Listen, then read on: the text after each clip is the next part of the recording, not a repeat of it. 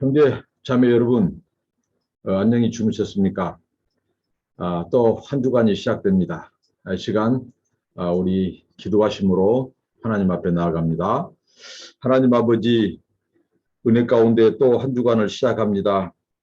이 한 주간도 주님께서 저희들을 인도해 주시고 또 기대합니다. 우리 하나님이 어떻게 저희들을 인도하실지 풍성한 은혜로 채우시고 함께 하옵소서. 예수님의 이름으로 기도합니다. 아멘. 다 같이 찬송가 지금까지 지내온 것 있습니다. 특별히 어제 제가 찬송을 깜빡 잊고 빼먹었습니다만은 이스라엘 백성들의 그 430년의 종살이, 그리고 그들이 이제 출애굽을 앞에 두고 기억했을 그 하나님의 은혜, 그 은혜의 사랑과 자비를 생각하면서 이 찬양을 부르고 싶었습니다. 지금까지 지내온 것 주의 크신 은혜라, 한이 없는 주의 사랑 어찌 이루 말하랴. 자나깨나 주의 손이 항상 살펴주시고 모든 일을 주 안에서 형통하게 하시네. 몸도 맘도 연약하나 죄인보다 살았네. 물붓듯이 부시는 주의 은혜 족하다. 사랑 없는 거리에나 험한 산길에 맬 때 주의 손을 굳게 잡고 찬송하며 가리라. 주님 다시 배올 날이 날로 다가와 무거운 짐 주께 맡겨 벗을 날도 멀잖네. 나를 위해 예비하신 고향 집에 돌아가 아버지의 품 안에서 영원토록 살리라. 아멘. 하나님의 말씀 출애굽기 12장 21절로 36절입니다. 출애굽기 12장 21절로 36절입니다. 제가 특별히 25절까지만 읽겠습니다. 모세가 이스라엘 모든 장로를 불러서 그들에게 이르되 너희는 나가서 너희 가족대로 어린 양을 택하여 유월절 양으로 잡고 너희는 우슬초 묶음을 취하여 그릇에 담은 피에 적시어서 그 피를 문인방과 좌우 설주에 뿌리고 아침까지 한 사람도 자기 집 문 밖에 나가지 말라. 여호와께서 애굽 사람을 치러 두루 다니실 때에 문 인방과 좌우 설주의 피를 보시면 그 문을 넘으시고 멸하는 자로 너희 집에 들어가서 너희를 치지 못하게 하실 것임이니라.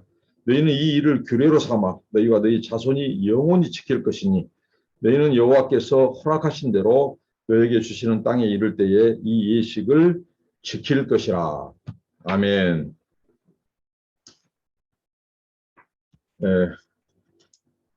드디어 그날 유월절 당일이 되었습니다. 유월절 밤이 이르기 전에 이스라엘의 지도자 모세와 아론은 이스라엘 장로들을 모아놓고 마지막 이 점검 사항에 들어갑니다. 정말 역사적인 사건이거든요. 이 점검 사항에 들어가는데 그들이 가족대로 양을 잡게 했습니다. 그리고 가족뿐만 아니라 보통 이제 양 한 마리에 10명, 그러니까 가족 수가 안 되는 사람들은 이웃집도 함께 하도록 했습니다. 이 참 하나님의 놀라운 또 은혜거든요. 이 유월절을 지키게 함에 있어서 하나님께서는 이 먼저 가족끼리 모여 모이도록 했고, 그 다음에 또 이웃집과 함께하게 했습니다. 공동체적으로. 그러니까 이웃뿐만 아니라 가족, 그 다음에 이 이웃집과 함께 이 공동체가 바로 유월절을 지키게 했다는 것입니다. 지금 가족으로 함께 시작된 이 유월절이 이제 뒤에는 이들이 출애굽해서 뒤에는 이스라엘 백성들이 이제 또 그 해중이 성전에서 함께 또 유월절을 기억하고 감사하고 또 기념하도록 했다는 사실입니다.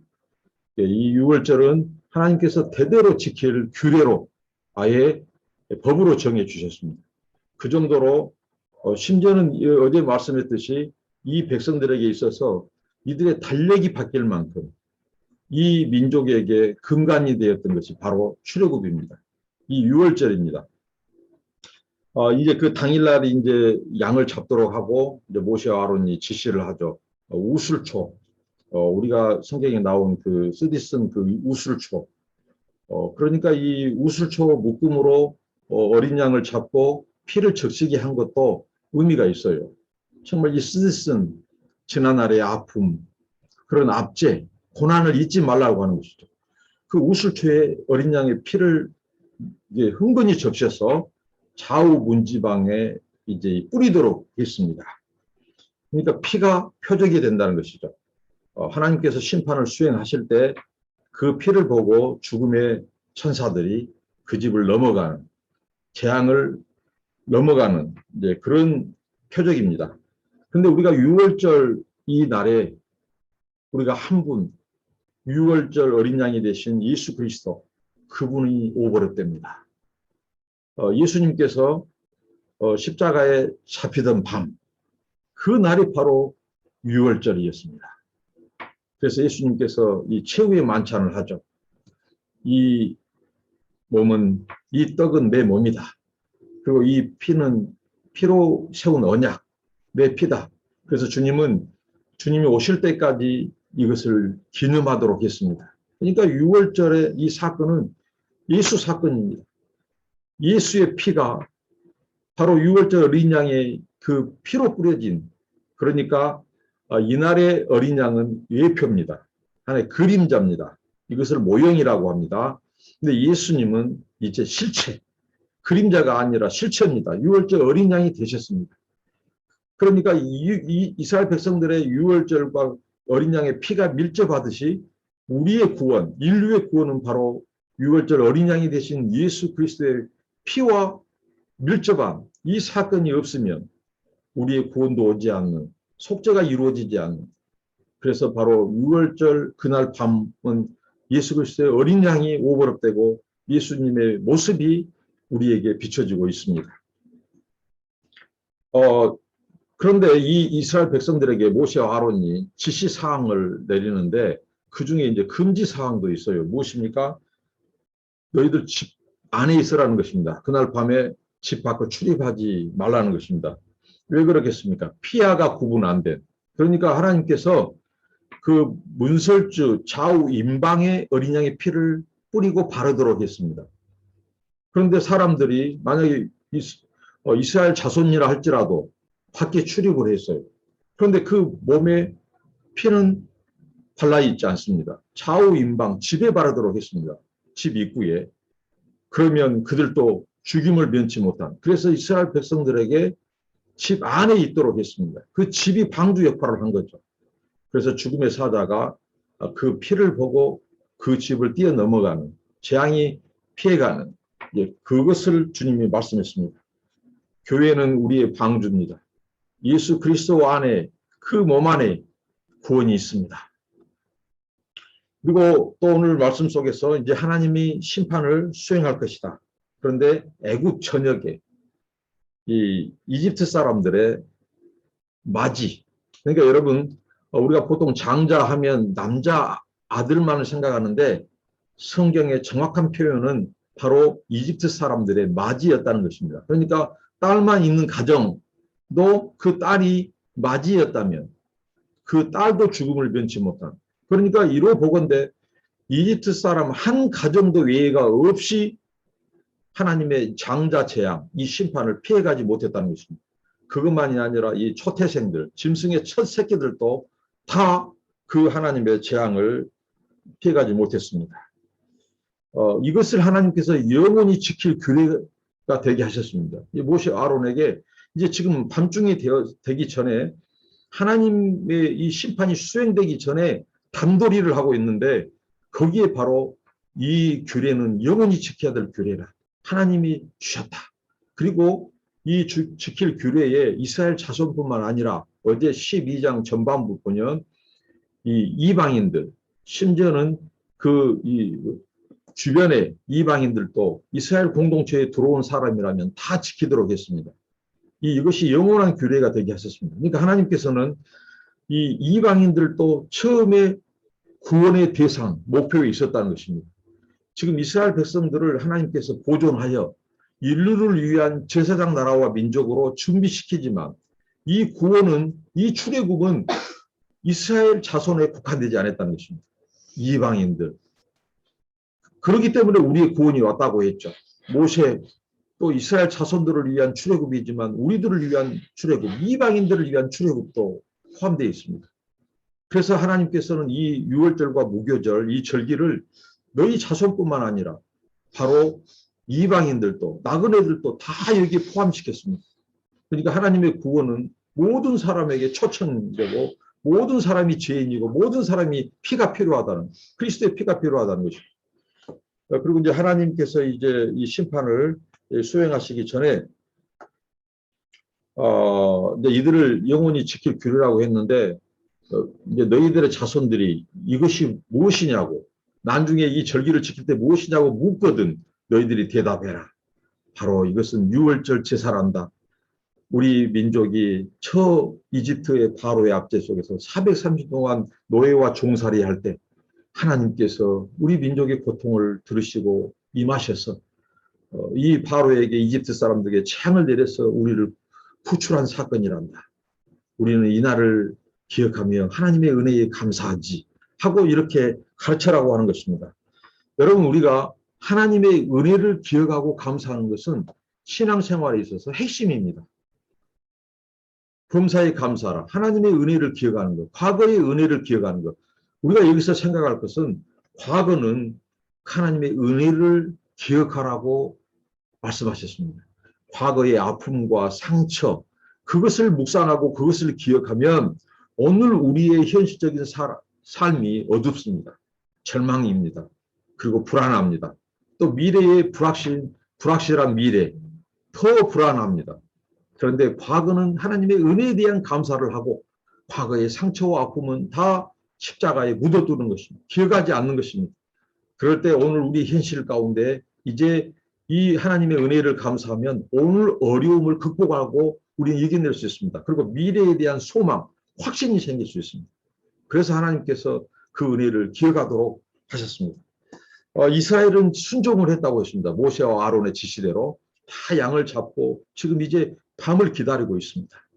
특별히 이 유월절 이 어린 양이 잡힌 시간은 바로 오후 3시부터 6시 그 시간쯤에서 그들은 이제 완벽히 양을 다 준비하는, 마치 예수 그리스도께서 우리 인류의 죄를 대신해서 그 운명하시는 유월절 어린 양으로서 숨을 거두는 그 시간이 오후 3시였다고 한다면 얼마나 정확하게 이 하나님의 유월절이 이렇게 지켜졌는지 모릅니다. 이제 준비 완료 끝입니다. 이제 하나님께서 이제 밤중에 이제 나타나십니다. 그러니까 이스라엘 백성들이 순종으로 완료하는 시간이 곧 하나님의 심판이 수행되는 시간입니다. 여러분, 그래서 우리 신앙생활에 있어서 순종이 이렇게 중요합니다. 이스라엘 백성들의 순종을 하나님께서 천사들을 통해서 먼저 다 체크하도록 하셨을 것입니다. 이스라엘 백성들이 정말 문 밖에 출입자가 없어요. 다 집 안에 들어갔어요. 거기에는 양이 잡혀 있고 이제 하나님께서 이들이 출애굽의 이 전날 밤, 유월절 밤을 지키도록 하는 것입니다. 그때 이제 하나님의 심판이 수행됩니다. 이제 하나님께서 천사들을, 죽음의 이 심판을 수행하는 천사들을 동원하셨죠. 그래서 밤중에 이제 하나님이 치시는데 이 출애굽기 어제의 본문 12장 12절에 아주 재미난 표현이 나옵니다. 하나님께서 내가 이스라엘의 이 장자들을 치겠다. 이 표현을 하지 않고 내가 애굽의 신, 이 이집트 사람들의 신을 심판하겠다. 이렇게 표현하고 있다는 것입니다. 여러분, 이것이 다 이스라엘의 신과 이집트의 신과 결부되어 있습니다. 자, 바로의 장자, 바로와 바로의 장자는 바로 태양신, 이집트의 태양신은 레와 라의 아들들입니다. 그러니까 이 바로의 장자를 치신 사건 속에 바로도 대상이고 바로의 아비도 대상입니다. 그러니까 하나님께서 이 태양신의 아들을 치시고 그 다음에 또 이 이집트 사람들이 무슨 신을 섬겼다고 했습니까? 이 소위 말하는 이 오시리스라고 하는 우리에게 자기들에게 생명을 주는 신이 오시리스.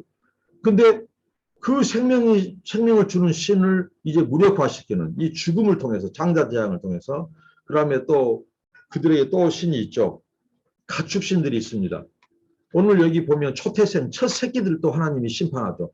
그것은 바로 그들이 섬기는 소의 우상들, 암소, 또 뭐 황소신들, 이런 소의 우상을 또 무력화시키는 그 하나님의 심판.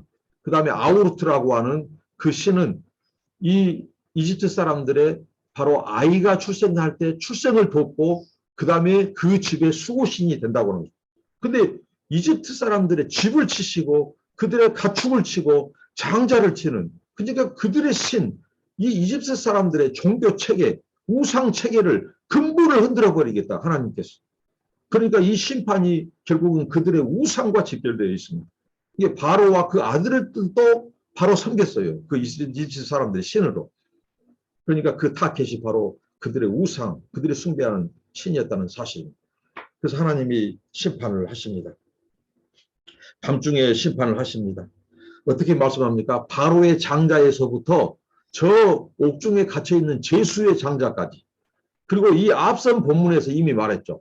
바로의 장자에서부터 맷돌 돌리는 여인의 장자까지. 무슨 말일까요?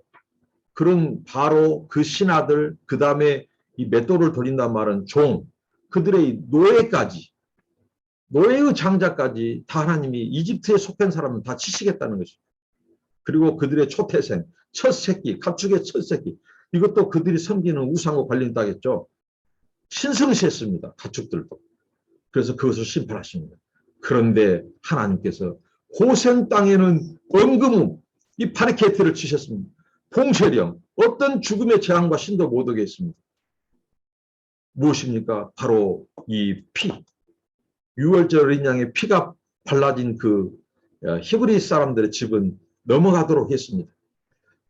앞선 본문에서 재미난 표현을 씁니다.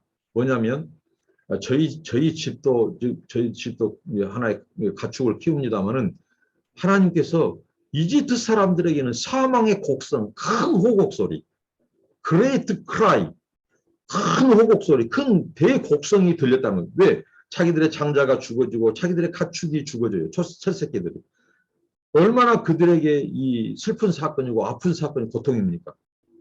그럴 때에 이집트에 그런 아픔이 있었지만 이 고센 땅 히브리 민족에게는 그들이 이 키우는 개 있죠, 개. 개 한 마리의 혀도 움직이지 않았다는 표현을 씁니다. 무슨 뜻일까요? 하나님께서 이 이스라엘 백성들에게는 그 고요와 평안을 주셨다는 거예요. 개는 매우 청각과 후각이 발달한 이 짐승이죠. 저희도 또 개를 키웁니다만 지금도 밖에 있어요. 그런데 제가 방송할 때 제가 한 번도 안 짖었습니다. 혹시 개소리가 들리거든, 아, 문 목사님이 지금 말씀을 이렇게 묵상하고 나눌 때 저 개도 함께 하구나, 그렇게 여러분들 생각하십시오. 이렇게 민감합니다. 이 개가요, 조그마한 사람들이 지나가고 소리가 들려도 냄새가 나도요 바로 짖습니다. 얼마나 예민한지 모릅니다. 그런데 출애굽의 밤, 하나님이 이집트의 장자 재앙을 행하실 때 그 이스라엘의 개는 혀 끝 하지도 않았습니다. 혀를 움직이지도 않았어요. 그 정도로 개들도 하나님의 고요와 평안을 맛보게 했어요.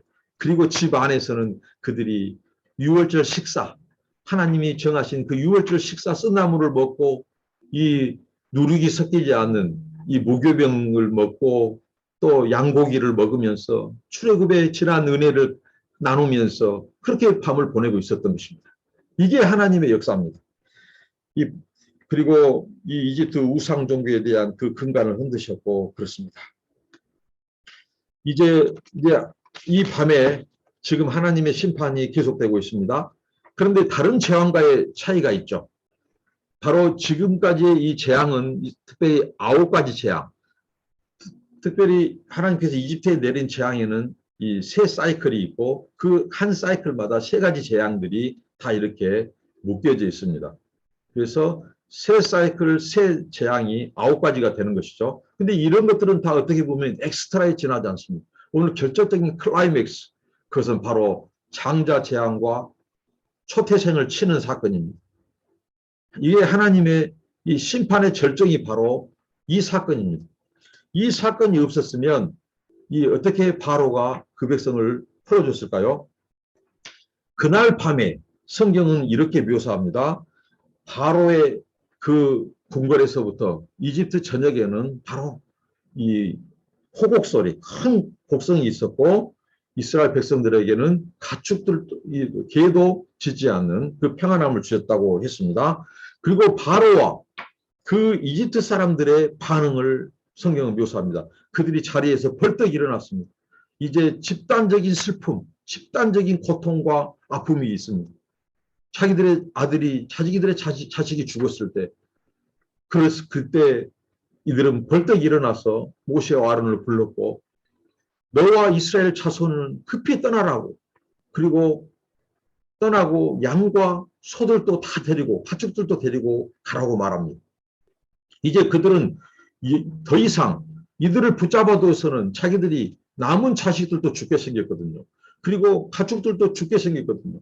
그래서 바로와 그 신하들이 아론과 모세를 불러놓고 너와 이스라엘을 가축들과 함께 떠나라고 말합니다. 그런데 여기서 바로의 표현 중에서 재미난 표현이 있죠. 뭐냐면 비로소 이스라엘이라는 말을 입으로 담았다는 것입니다. 그 전에는 이스라엘 말을 언급하지 않았습니다. 뭐 너의 백성 뭐 이런 표현들, 너와 이렇게 말했는데 히브리 노예들을 데리고 나가라고 했는데 이제는 너와 이스라엘 자손을 데리고 나가라고 하는 것입니다.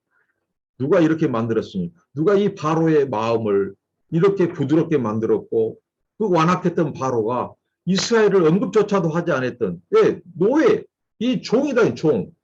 그런 짐승 취급을 했습니다. 이스라엘 백성들을. 그가 이제 이스라엘 자손들을 데리고 나가라고 합니다. 이게 바로 하나님의 역사입니다. 그리고 바로 이때에 하나님께서 모세와 아론을 통해서 이스라엘 백성들에게 주셨던 명령이 있죠. 무엇을 요구해라고 했습니까? 은금 폐물을 요구해라고 했습니다. 이집트 사람들은. 그리고 의복을 요구해라고 했습니다. 우리 인간적인 생각으로는 어떻게 이들이 집단적인 슬픔과 아픔이 있는 그 순간에 그것을 요구할 수 있겠습니까? 그런데 이게 기가 막힌 타이밍입니다. 왜? 이들은 지금 이 히브리 사람들이 우리 곁에 있으면 이제 우리에게 더 큰 심판이 계속된다는 것을 압니다. 그래서 이들은 빨리 재촉해서 떠날 것을, 그래서 그들이 요구한 것을 더 이상으로 내놓습니다. 은금폐물과 의복을 더 이상으로 내놓습니다. 이게 하나님의 역사심이고 기가 막힌 타이밍입니다. 이들이 기다렸다는 듯이 다 내놓습니다. 아주 쉽게 이 은금폐물과 의복을 취했습니다. 여러분, 의복은 우리의 신분이 바뀐 것을 의미합니다. 이제 이 히브리 민족은 하나님의 이스라엘 자손들은 더 이상 노예 신분이 아니에요. 자유민, 하나님의 자녀, 자유민, 그 신분으로 이 애굽을 빠져나가게 됩니다. 은금폐물은 나중에 성전에 다 동원되고 하나님은 먼 장래까지 내다보게 하십니다. 자, 여기에서 우리가 생각해 볼 수 있는 거 있죠. 이 이스라엘 백성들이 이 와중에 먼저 챙긴 것이 있습니다. 이 은금폐물을 요구하는 것보다 먼저 챙긴 것이 무엇인지 아닙니까? 바로 반죽통이었습니다. 반죽그릇. 그러니까 발효되지 않는, 그러니까 누룩이 섞이지 않는 그 반죽통을 하나님이 챙기도록 하셨어요. 왜? 출애굽하는 순간부터 무교절이 시작되거든요. 무교절 절기는 그들이 이제 출애굽한 시점부터 무교절을 지키도록 했습니다. 왜 그럴까요? 그 반죽, 누룩이 섞이지 않는 그 반죽으로 얼른 급히 도로에서 길에서 그것을 빵을 만들어서 먹으라고 하는 것입니다. 그래서 애굽 생활을 잊지 말라고 하는 것입니다. 너희들의 그 고난, 이 긴박한 순간을 잊지 말라고 하는 것입니다. 제가 어제 말씀했죠. 유월절 식사는 아주 초간단 식사라고. 왜요? 하나님께서 고기도 삶아 먹지 마라. 날것으로 먹지 마라. 그리고 누룩으로 빚은 그 빵을 먹지 마라. 왜? 누룩을 넣으면요.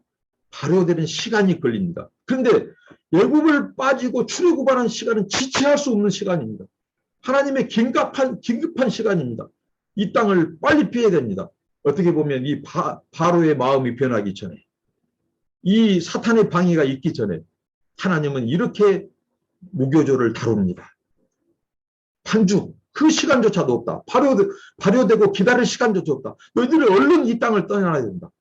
그래서 길에서 이 무교병, 누룩 섞이지 않는 반죽된 그 밀가루로 그 떡을 만들어서 먹었습니다. 그래서 무교병에는 고난의 떡이라는 별명이 있습니다. 고난의 떡. 잊지 말라고 하는 것입니다. 그리고 예수님께서 이 누룩에 대해서 예수님이 멋진 해석을 했습니다. 누룩은 바로 바리새인과 서기관들의 종교적인 유전, 전통, 그다음에 그들의 외식, 또 믿음 없음의 그 누룩, 그것을 주님이 말씀했죠. 그러니까 이 누룩은 애굽 사람들의 이 누룩, 거기에서 있는 전통, 뭐 그들의 종교, 그들의 우상, 지난날의 그런 습성, 이런 것들이 섞이지 못하도록 옷으로 싸서 반주통을 불순물이 들어오지 못하도록 하고 챙겨서 떠나도록 했습니다. 얼마나 놀랍습니까? 그리고 저는 정말 은혜가 됐던 마지막 묵상 한 가지, 그것은 무엇입니까? 하나님의 멋진 한방입니다. 하나님이 한 번 개입하시고 멋지게 마지막 결정타를 날리니까 바로도 앞발 뒷발 다 들었습니다. 이제 바로의 마음이 더 이상 강팍해질 수가 없습니다. 하나님이 그렇게 역사해버리니까 바로가 부드러운 마음이 되게 하셨어요. 이게 하나님의 역사입니다. 우리가 풀리지 않는다고, 지금 상황이 호전되지 않는다고, 여러분들의 어떤 상황인지 저는 모릅니다. 그런데 우리가 오늘 이 사건을 한번 적용해 봅시다. 하나님께서 개입하셔야 됩니다. 하나님이 풀어주셔야 됩니다. 우리의 실타래점 꼬인 문제들, 사업 문제, 자녀 문제, 또 주변의 사람들과의 관계 문제, 형제자매들의 다툼 문제, 여러분 어느 것 하나 하나님이 도와주시지 않으면 안 될 상황, 그 상황 속에서 하나님이 개입하셔서 그분의 주권과 섭리가 개입하셔서 오늘 보십시오. 바로의 그 마음과 이집트 사람들이 그 자기들이 슬퍼하는 그 상황 속에서도 그들이 은근 폐물을 요구하니까 다 내놓습니다. 하나님이 그렇게 마음을 바꿔버려요. 오늘 성경을 보면 하나님이 은혜를 베푸셨다고 했습니다. 하나님이 우리의 일에 은혜를 베풀어야 풀립니다. 그래서 우리가 할 기도는 하나님 불쌍히 여겨달라고 하는 기도, 은혜를 베풀어 달라고 하는 그 기도밖에 우리는 없습니다. 하나님이 한번 풀어주시면, 하나님이 꼬인 실타래를 풀어주실 때 우리의 문제도 풀리고 우리의 상황도 바뀝니다. 역전됩니다. 이게 하나님의 주권의 섭리고 하나님의 능력의 개입입니다. 여러분, 암담한 현실을 보지 말고 배우고 계신 하나님, 이스라엘 백성들을 바로의 손에서 구출해낸 하나님이 어떻게 역사하시고 그의 손이 어떻게 그들의 삶에 개입하셨는가를 묵상하십시오. 그러면 우리는 그 하나님께 우리의 문제를 가지고 나아가면 하나님이 한 방에 이것을 쿡 다 풀어버리고 한 방에 해결해 주시는 분이십니다. 지금은 구원의 때입니다. 지금 은혜 받을 만한 때입니다. 범사의 때가 있습니다. 바로는 정말 제가 그랬죠. 안타까운 성경의 인물. 한 사람 꼽으라면 단연 바로입니다. 눈앞에서도 하나님의 기적을 그렇게 보았던 바로가 그 하나님과 무관한 인생으로 끝나버리고 말았다는 것입니다. 뒤늦은 후에 뒤북치는 것. 이스라엘 백성들을 앞보고 쳤습니다. 먼저 준비했습니다. 우리는 앞북치는 인생이 돼야 됩니다. 뒤북쳐서는 안 됩니다. 뒤늦은 후에 뒤늦은 회개. 지금은 회개할 때고 지금은 구원받을 때랍니다. 하나님의 은혜를 붙잡아야 됩니다. 사랑하는 형제자매 여러분, 잊지 않는 우리 여러분, 지금 돌이킬 때입니다. 하나님이 은혜 주실 때, 구원의 이 잔이 옮기기 전에 지금 그분의 은혜가 주어졌을 때 붙잡아야 됩니다. 바로 보십시오. 바로 같은 인생 되지 말고 모세와 아론같이 미리 하나님의 명령에 순종하고 이스라엘 자손들처럼 하나님의 유월절의 주인공이 되길 바랍니다. 기도하겠습니다. 하나님 감사합니다. 우리 하나님이 행하신 그 구원 참으로 놀랍고 깊고 큽니다. 하나님 아버지, 우리 인생 가운데 찾아오셔서 우리를 구원하신 그 하나님의 은혜, 그 구원의 감격, 감사하며 사는 저희들이 되게 하옵소서. 오늘 어떤 어려운 질고 속에서도 우리 모두가 구원을 베푸신 그 하나님의 큰 일을 기억하면서 감사와 감격으로 살게 하옵소서. 예수님의 이름으로 기도합니다. 아멘. 여러분들을 축복합니다. 오늘도 6월절 어린 양의 피가 여러분들의 영혼과 우리들의 가정, 자녀들에게 발라져 있기를 바랍니다. 감사합니다.